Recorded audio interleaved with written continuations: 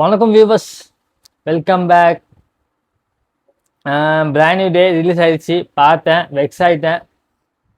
ஆக்சுவலாக brand new டே அதாவது box ஆஃபீஸில் நான் ஓப்பனாக சொல்கிறேங்க. பாக்ஸ் ஆஃபீஸ் கம்பேர் பண்ணிங்கன்னா ஆடிசிடியோ பிராண்ட் நியூ ரெண்டுமே ஹிட்டு தான். ஏன்னா நாலன் பிராண்ட் வேல்யூ, இங்கே ஸ்பைடர்மேன் பிராண்ட் வேல்யூ.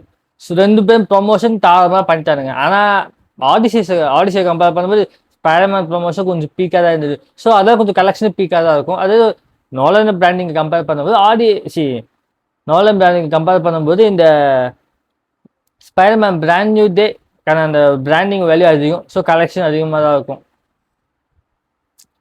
என் டவுட் என்னன்னா, கலெக்ஷன் வந்துடும், பிரச்சனை இல்லை. அது எப்படியும் ரீச் ஆயிடும், கலெக்ஷன் வந்துடும். ஆனால் இந்த படம் ஆடியன்ஸ் கிட்ட எதுக்கு சாட்டிஸ்ஃபேக்காக ஃபெயில் ஆச்சுன்னா, இதுக்கு முன்னாடி நான் வீடியோ போட்டுருப்போம். ஆடியன்ஸ் ஃபெயில் மறக்காம பாருங்க. இப்போ பிராண்ட் நியூ டே எதுக்கு ஆடியன்ஸ் ரீச் ஆகிறதுக்கு ஃபெயில் ஆச்சுன்னா, ஃபர்ஸ்ட் ரீசன் இந்த பத்தோடைய மேக்கிங் குவாலிட்டி தான் மெயின் நெகட்டிவ் பச்சு. ஏன்னா நான் ரீசெண்டாக இந்த பழைய டோபிக் மேக்வேர் ஸ்பைடர்மேனோ ஆண்டிகல் ஸ்பைடர்மேனோ இப்போ ரீசெண்ட் டாமோட 3 ஸ்பைடர்மேன் படங்களோ 3 பேர் படமாக எடுத்தீங்களானோ, அதில் மேஜராக ஃபர்ஸ்ட் எடுத்துக்கோங்களேன். அதில் சாம் ரேமி டேரக்ட் பண்ணிப்பார். ஒரு ஹாரர் டச்சை அதிகமாக படத்தில் வைக்கிறாள் தான். இந்த multiverse of madness, doctor multiverse of madness இருக்குல்ல, அந்த படத்துலையும் அவர் கலர்ஃபுல் கொடுத்துருப்பாரு. ஆனால் அவர் ஹாரர் டச் வந்துட்டு அங்கங்கே வரும். நீங்களே அதை பார்த்தவங்க நிறைய பேர் தெரிஞ்சிருக்கும். ஸோ ஃபர்ஸ்ட் ஸ்பைடர்மேன் நல்லா கலர்ஃபுல்லாக பார்க்கறது நல்லா வைப்ரண்ட்டாக, ஸ்பைடர்மேனில் ஃப்ரெண்ட்லி நெய்பர் வந்து ஃப்ரெண்ட்லியாக கலர்ஃபுல்லாக ஜாலியாக கிட்ஸுக்காக எடுக்க மாதிரி கிட்ஸுக்கான படம். ஸோ அந்த படத்தில் நீங்கள் கலர்ஃபுல் கிட்ஸுக்கான படமாக கொடுத்தாலும் ஒரு சின்ன ஹாரர் டச்சுன்னு இருக்கும். ஹாரர் டச்சும் கொடுத்துருப்பாரு, கலர்ஃபுல்லும் கொடுத்துருப்பாரு, என்ஜாய்மெண்ட்டாகவும் இருக்கும், எங்கேஜிங் ஜாலியாகவும் இருக்கும். செகண்ட் படத்தில் ஹாரர் டச் இருக்காது, ஆனால் எமோஷன் நல்லா இருக்கும். ஃபர்ஸ்ட் படத்துலேயும் ஒரு எமோஷன் இருக்கும், செகண்ட் படத்தில் அதை விட பெரிய ஒரு எமோஷனை ப்ளே பண்ணியிருப்பாங்க. எமோஷனும் இருக்கும், ப்ளஸ் ஒரு ஃபன்னி டோன் இருக்கும். ஒரு ஸ்பைடர்மேனாக கிட்ஸாக இப்படி என்ஜாய் பண்ணுவாங்க இருக்கும்.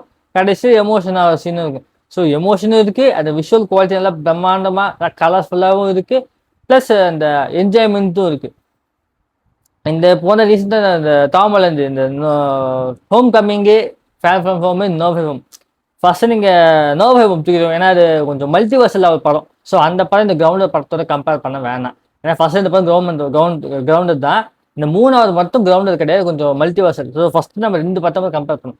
ஃபர்ஸ்ட் 2 படத்தில் உங்களுக்கு எமோஷனும் இருக்கும். ஃபர்ஸ்ட் படத்தில் ஸ்பைடர்மேன் தான் சொல்லி ஒரு எமோஷன் இருக்கும். செகண்ட் படத்தில் சின்ன எமோஷன் ப்ளே பண்ணிப்பாங்க. ஆக்சுவலி தேர்ட் படத்தில் எமோஷன் இருக்கும். ஸோ தேர்ட் படத்தில் பெரிய எமோஷனு மல்டிவர்சல் தூக்கி வச்சுட்டீங்க. படத்தில் பெரிய எமோஷன் இருக்கும்.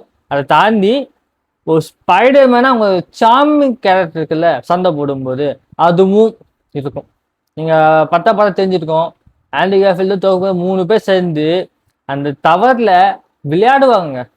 அந்த 3 ஸ்பைடர்மேன் தெரிஞ்சு விளையாடுறது அவ்வளோ என்ஜாய்மெண்ட், அவ்வளோ ஃபன்னியாக பியூட்டிஃபுல்லாக இருக்கும் பார்க்கறதுக்கு. நம்ம 3 பேர், அதுலேயும் முக்கியமாக ஆண்டி கார்ஃபீல்டு செம்ம என்ஜாய் பண்ணுவார் படத்தில். சொல்லுவார் ஐ லவ் யூ கைஸ்ன்னு சொல்லுவார். அதுலேயே புரிஞ்சு போச்சு. அவர் பேசுற ஒவ்வொருத்தருக்கும் நமக்கு அவ்வளோ என்ஜாய்மெண்ட், அவ்வளோ ஃபன்னியாக. இவர் தாங்க ஃப்ரெண்ட்லி நேபர் ஸ்பைடர்மேன் அந்த மாதிரி இருக்கும். அதாவது ஆண்டி கார்ஃபீல்டு சொல்கிறேன், மற்ற ஸ்பைடர்மேன் ஜாலியாக. ஆனால் ஆண்டி கார்ஃபீல்டு இங்கே ஒரு பட்டி அதிகம் தான். ஏன்னா எங்கள் ஃபேவரட் ஸ்பைடர்மேன் அவர். அவங்க 3 பேர் எமோஷனை ப்ளே பண்ணியிருந்தாலும் ஒரு என்ஜாய்மெண்ட்டு அஸ் அ ஃபைட்டாக வரும்போது, பசங்க ஃபைட்டாக பார்க்கும்போது அவங்களுக்கு ஒரு என்ஜாய்மெண்ட் கொடுக்கணும்னு சொல்லி அவங்க நல்லா மெனக்கிடுவாங்க. ஃபைட்டும் இருக்கும், அதுக்கே எமோஷனும் வச்சுருப்பாங்க, என்ஜாய்மெண்ட் இருக்கும், நல்லா எங்கேஜாக போயிட்டுருக்கும். ஆனால் இந்த பிராண்ட் இது எடுத்துட்டிங்கன்னா மேக்கிங் வைஸாக ஃபஸ்ட் கலர்ஃபுல்லாக கிடையாது. மேக்கிங் வைஸாக கலர் ரொம்ப தோண மாட்டாங்க. கலர் எங்கேயுமே டார்க் டோனில் கொடுத்துருக்காங்க. அது ஃபஸ்ட்டு நெகட்டிவ். செகண்ட் நெகட்டிவ், இந்த படத்தில் செகண்ட் நெகட்டிவ் சொன்னால் மெயினாக ஃபைட் சீன் தாங்க சொல்லணும். ஸ்விங்கிங் அண்ட் ஃபைட் சீன் தாங்க சொல்லணும். ஃபர்ஸ்ட் நெகட்டிவ் மேக்கிங் தான். அந்த கலர்னஸ் எதுவுமே செட் ஆகலை. இவங்க 3D எதுவும் பில்டப் பண்ணாலும் ஃபைட் சீன் அவ்வளோ இல்லாததுனால, அவ்வளோ எங்கேஜ்மெண்ட் ஆகிறதுனால அந்த 3D பெருசாக ஒர்க் அவுட் ஆகாது. சில பேர் ஒர்க் அவுட் ஆகலாம், எனக்கு ஒரு சில பசங்களாக ஒர்க் அவுட் ஆகலை. அந்த ஃபைட் சீன்ஸை பார்க்கும்போது அந்த காமிக் புக் ரெஃபரன்ஸ் உருட்டா இருப்பாங்க. அந்த பிளேடு போடணும். அந்த 3 பிக்சர்ஸை ரிலீஸ் பண்ணியிருப்பாங்கல்ல, 3 பிக்சர்ஸில் பார்த்தீங்கன்னா போஸ்டர் கரெக்டாக காமிக் புக் ரெஃபரன்ஸுமே போஸ்டர் எடுத்தீங்க.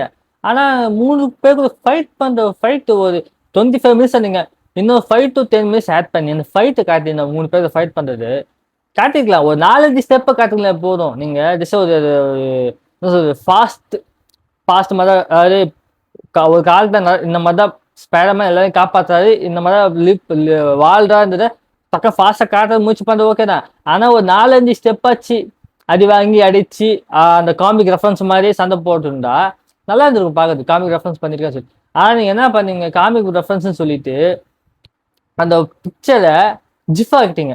ஜிஃப்னா ஒரு 2-3 செகண்ட்ஸ் ஜிஃப் ஆகும். ட்ரைலர்லையும் ஜிஃப் இருந்துச்சு, அதே ஜிஃபை அப்படியே ஜிஃப் மாதிரி போட்டு வச்சிருக்கீங்க. அந்த ஜிஃபுக்கு ஏதோ டோம் ஸ்டோனு அப்புறம் செவுத்த முத்தவன ஒருத்தன் மண்டையை வச்சு அதெல்லாம் பார்க்கும்போது ஜஸ்ட் அந்த ஒரு 2-3 செகண்ட் ஜிஃப் சீன் மாதிரி தான் இருக்கு. இதுதான் நீங்கள் காமிக் புக் ரெஃபரன்ஸ் எடுத்தீங்களா? இது நீங்கள் காமிக் புக் ரெஃபரன்ஸ் எடுக்காம நார்மல் ஃபைட்டை வச்சுருக்கலாம், அழகாக வச்சுருக்கோம். காமிக் புக் ரெஃபரன்ஸ் எடுத்துட்டு இந்த மாதிரி ஒரு ஜிஃப் ஃபைட்டை காட்டிட்டு ஒரு 2-3 வெளில ஜிஃப் ஃபைட்டை காட்டுவாங்க. அதுக்கப்புறமேல மெயின் ஃபைட்டாக ஒன்று வரும்னா அந்த ஸ்ட்ரக்சர் சீக்வன்ஸ் வரும்.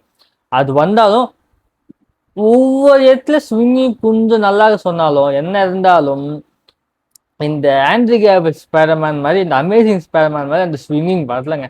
அமேசிங் ஸ்பைடர்மேன் இருக்கிறதுல பெஸ்ட் ஸ்விங்கிங் மூவி. அவ்வளோ அவர் பறக்கும் போதெல்லாம் ரசிச்சுக்கிட்டே பறப்பாங்க. அது நீங்க படம் பார்க்கும்போது தெரிஞ்சிருக்கோம், சத்தம் போடுறது ஓலைறது ஏதோ காட்டுவார்ல, அதுல தெரிஞ்சிருக்கோம். அவர் என்ஜாய் பண்ணி ஸ்பைடர்மேனை ப்ளே பண்ணுவார். ஒவ்வொரு டைம் நல்லா என்ஜாய் பண்ணுவார் ஸ்பைடர்மேனை ப்ளே பண்றது. அந்த மாதிரி இருக்கும்.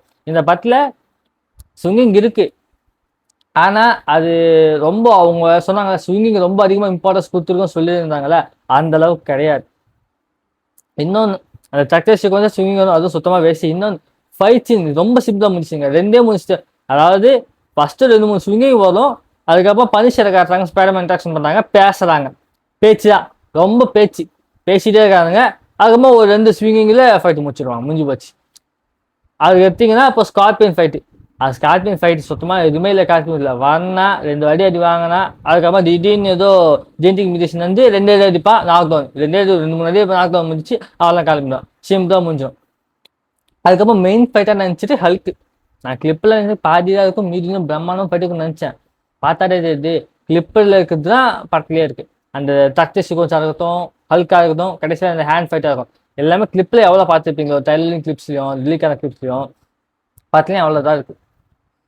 ஹல்கை காட்டுறாங்க ஏங்க, இதுக்கு ப்ரொஃபஸராக இருக்க பார்த்து ஹல்க் ஃபேன்ஸில் வெறுத்து போய் இப்போ திடீர்னு ஒரு நல்லா ரேஜ் ஹல்கா கூட்டிட்டு வந்தீங்கல்ல, கூட்டிட்டு வந்து இந்த இந்த என்ன பண்ணுறது ஏஜ் ஆஃப் ஆல்ட்ரான் மாதிரி ஹல்க் வாசஸ் ஃபைட் வச்சிருக்கனால, ஹல்க் வாசஸ் அந்த ஸ்பைடர்மேன் ஃபைட்டை இந்த ஏஜ் ஆஃப் ஆல்ட்ரான் எவ்வளோ அழகாக இருக்கும். அயன்மேன் வர்சஸ் ஹல்க் எவ்வளோ அந்த 5 மினிட்ஸ் ஃபைட்டை சரியாக காட்டியிருப்பாங்க. அந்த மாதிரி ஃபைட்டை காட்டியிருக்கலாம் இல்லையா? நீங்க ஸ்பைடர்மேனை கம்பேர் பண்ண சொன்னீங்கன்னா இதுக்குவே இருக்கு. அமேசிங் ஸ்பைடர்மேன் பார்ட் 1ல அங்க லிசர்டு, இங்க ஹல்க்கு. கிட்டத்தட்ட நீங்க 2 கம்பேர் பண்ணுங்க.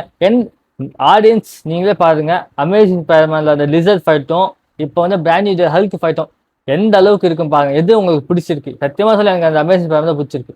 ஏன்னா அந்த படத்துல ஒரு ஸ்விங்கிங் சொல்லுவாங்க தவிர அந்த படத்துல ஆக்சுவலி ஸ்விங்கிங் ஸ்டைலா இருக்கும், ஃபைட்டும் சரி அவ்வளோ அழகா ஒரு கொரியோகிராஃப் பண்ணியிருப்பாங்க. ஆனா இந்த படத்துல சுத்தமாக ஸ்விங்கிங்கும் கிடையாது, ஒரு கொரியோகிராஃபி ஒரு மண்ணும் கிடையாது. சும்மா ஏதோ சண்டை போகிறாங்க, கடைசியில் பில்டிங் கடைசியில் லாக் பண்ண ஒரு ஹல்க்கு. ஆனால் ஹல்க்கு கோவமாச்சே, கோவம் பண்ண பவர் இல்லை, யாருன்னா பில்டிங் லாக் பண்ணிடும், அதுக்கப்புறம் கழுத்தை பிடிப்பாரு, முடிஞ்சு போச்சு, அவர் கீழே வந்து சரி சிம்பிளாக முடிஞ்சு போச்சு, அவ்வளோதான்.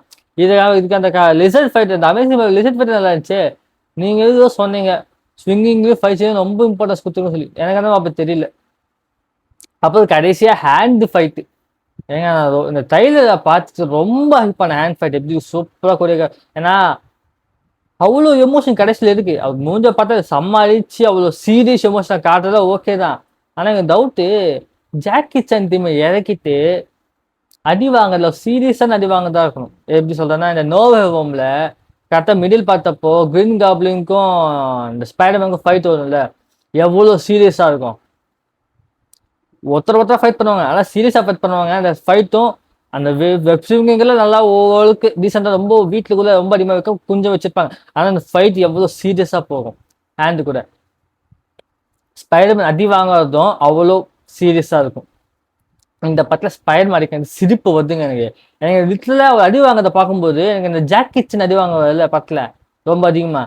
அவர் எப்பவும் படத்தில் அடி தான் வாங்குவார், ஆனால் இந்த ஜாக்கி அடி வாங்குறப்போ இந்த காமெடி தோணுதான் வெளில வரும். எப்போ சீரியஸாகவே இருக்கு. ஜாக்கி அப்படி பிடிக்காதுன்னு சொல்லலை, எனக்கு அவர் அடி வாங்கும்போது எல்லாருக்கும் சீரியஸாக தோணல. எனக்கு எல்லாமே அவர் ஃபன்னியாக ஜாலியாக என்டர்டைன்மெண்ட்டாக படம் நினைக்கிறது ஓகே தான். ஆனால் அது ஃபைட்டு அவர் படம் வேற.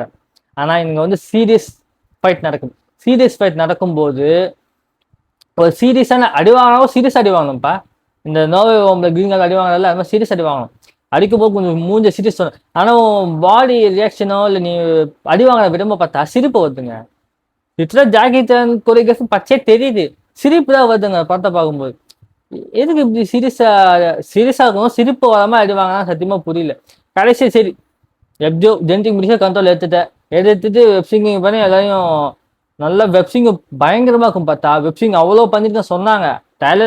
டைலர்ல இந்த சர்க்கிள் மோஷன்ல ஒரு வெப்சிங்கிங் வரும் பார்த்தீங்களா, அதை பார்க்கும்போது அவ்வளோ சூப்பராக இருந்துச்சு. எனக்கு தெரிஞ்சு படம் ஃபுல்லாகவே இந்த வெப்சிங்கிங்ல மட்டும்தான் அவங்க கான்சன்ட்ரேஷன் பண்ணியிருக்காங்க. அந்த ஒரு வெப்சிங்கிங்ல மட்டும்தான், மற்ற எங்கேயுமே கிடையாது. நான் நினச்சேன் சரி அப்படி பண்ணா கூட அவங்க திரும்ப வருவாங்க, அது பயங்கரமாக இருக்கும் நினச்சேன். பார்த்தா ஒரே இதுதான். ஜஸ்ட் ஒருத்தனை வெப்சிங் பண்ணுறது கம்பியை குத்துறது டக்குன்னு பிடிச்சி கீழே போட்டு ஒரே ஜம்பை மேலே போயிட்டு மொத்தமாக போட்டு லாக் பண்ணுறது. ஏன் ஒரு ஜஸ்ட் 10 செகண்ட்ஸ் ஃபைட்டுக்காங்க அவ்வளோ பேசுனீங்க நீங்கள். ஃபைட் சீனில் முக்கியத்துவம் வெப்சிங் அவ்வளோ இம்பார்ட்டன்ஸ் பேசுனீங்க. இதெல்லாம் நெகட்டிவ்ஸ் கைஸ். ஃபர்ஸ்ட் படத்தோட மேக்கிங் ரொம்ப டல்லாக இருக்குது, ரொம்ப டார்க் டோனில் இருக்குது. செகண்ட் வந்து நீங்கள் சொன்ன மாதிரி தான் அந்த ஸ்விங்கிங்லேயும் ஃபைட் சீன்லேயும் சுத்தமாக இம்பார்ட்டன்ஸ் கொடுக்கல. ஆனால் முதல்ல ஒரு ப்ளஸ் பாயிண்ட் இருக்குது, படத்தில் எமோஷன் சூப்பராக இருக்குங்க. எல்லாத்தையும் அந்த எமோஷனாக வர அந்த பிளே சீன்ஸ் எல்லாம் நல்லாவே இருக்குது. நல்ல எமோஷன் பயங்கரமாக கனெக்ட் ஆகுது. கண்ணில் தண்ணி வர அளவுக்கு எமோஷன் கனெக்ட் ஆகுது. அதெல்லாம் ப்ளஸ் பாயிண்ட் தான். ஆனால் ஸ்பைடர்மேன்னாலே ஒரு ஃப்ரெண்ட்லி நேபர்ஹுட் தான். ஸோ ஃப்ரெண்ட்லியாக எமோஷனும் இருக்கணும், ஃப்ரெண்ட்லி நேபர்டாக இருக்கணும், சாமிங்காக இருக்கணும். இதுதான் ஒரு ஸ்பைடர்மேனுடைய குவாலிட்டிஸ். அது இந்த படத்தில் மிஸ்ஸிங். அதுவும் மிஸ்ஸிங். அப்புறம் ஃபைட் சீன் சுத்தமாக சரியில்லை. இதை தாண்டி இந்த படத்தில் கோசலு இல்லை, இருக்கிற கோதை சொல்லிட்டேன். இதை பற்றின உங்களை கருத்துக்களை கீழே கமெண்ட் பண்ணுங்கள். நான் உங்களை அடுத்த வீடியோவில் சந்திக்கிறேன். அது வரைக்கும் குட் பாய்.